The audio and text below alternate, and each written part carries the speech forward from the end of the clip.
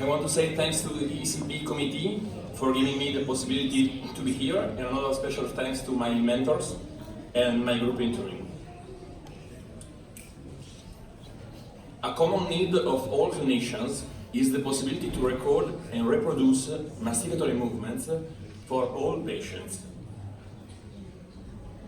For many years, within an analog workflow, the instruments used for this purpose were the articulators. These instruments evolved from simple occlusors to complex fully adjustable articulators, increasing the amount of required information. In 1805, Gerard described the first system that allowed to evaluate stone models statically at a given vertical dimension of occlusion. Since that moment, a constant progression led to the development of modern dental articulators and face bones. In 1840, Daniel Evans introduced protrusive and lateral movements, while Bonwill, a mathematician, built the first limb value articulator. In 1899, J.C. Müller constructed an articulator imitating the form of the condyle and glenoid fossa.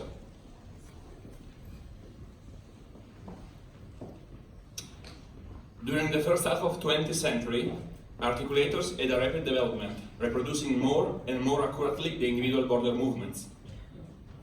During the 60s, the first fully adjustable articulators and panturas appeared: Stewart, Denner, and Anau. They differ from semi-adjustable articulators because instead of a flat tracks and planes that reproduce condylar movements, they have components that can be adjusted. But despite their complexity, these instruments present some limits. They require a large amount of data that require time to be collected, and as a result of a subjective clinical evaluation, they can incorporate errors. They approximate condyle like a sphere, but we know that in reality condyle is hardly ever a sphere. It often has an irregular shape that varies from patient to patient. Therefore, the rotation movement is unusual. Lastly, these articulators can register only limit movements, losing all functional masticatory movements of our patients.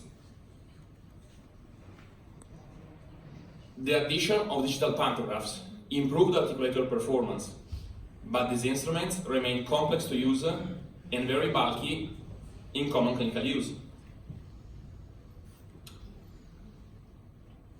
In the transition from analog to digital workflow, the need to register patients' movements remains, but there is still the need to find a digital solution that overcomes the limitations of analog articulators. In literature, we found only 3 articles that describe 2 new methods to register mandibular movements. The first one uses optoelectronic motion capturing system that records light reflected from 6 points of reference whose position in relation to the mandible is known.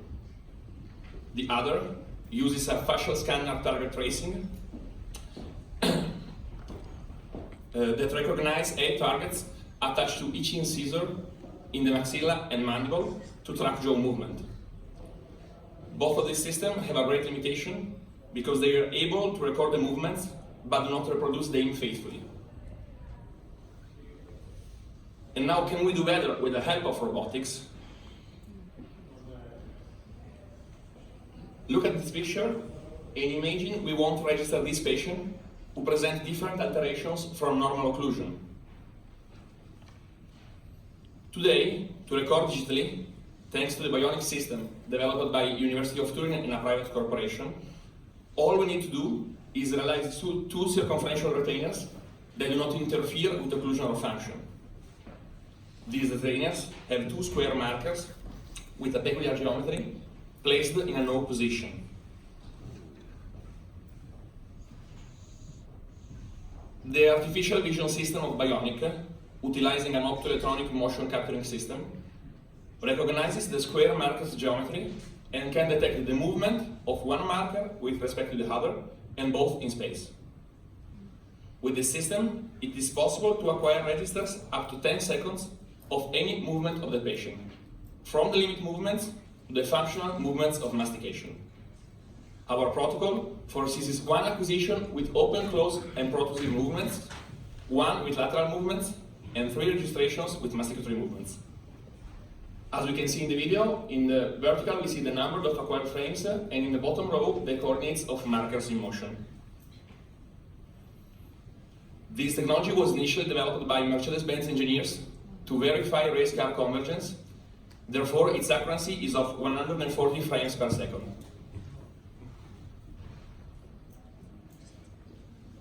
Once the registration is acquired, our software processes the data and reproduces them on a screen with a virtual movement of the patient's models. Furthermore, it is possible to see a kinesiographic tracing showing us possible interferences in the movement, such as that on the left side caused by crossbite in this patient, and differences between the various cycles of movement.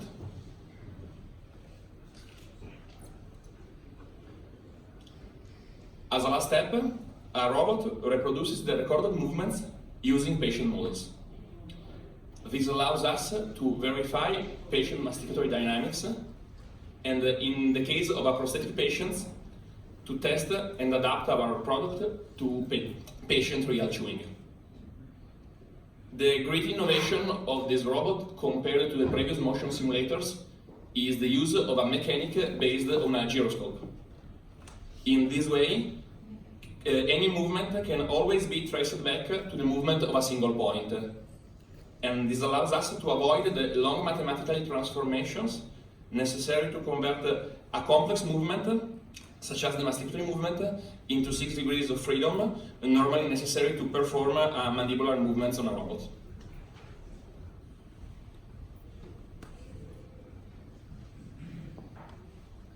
This system allows us to obtain high accuracy results, like in this photo, in a short time, even with an experienced user, and for all types of occlusions.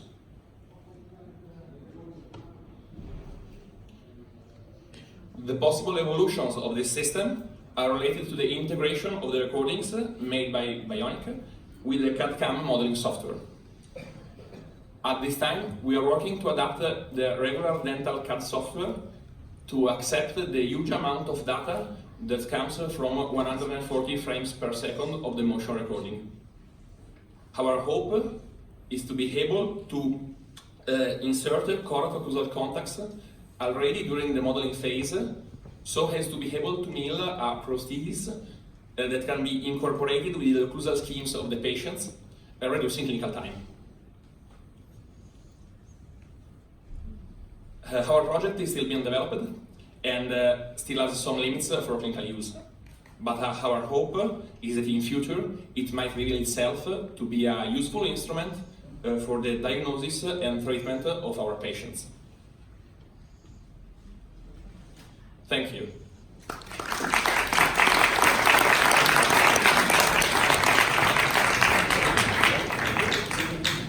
Thank you very much for the presentation of your system. I hope we'll see it in clinical use pretty soon. Thank you very much. We will have to move to our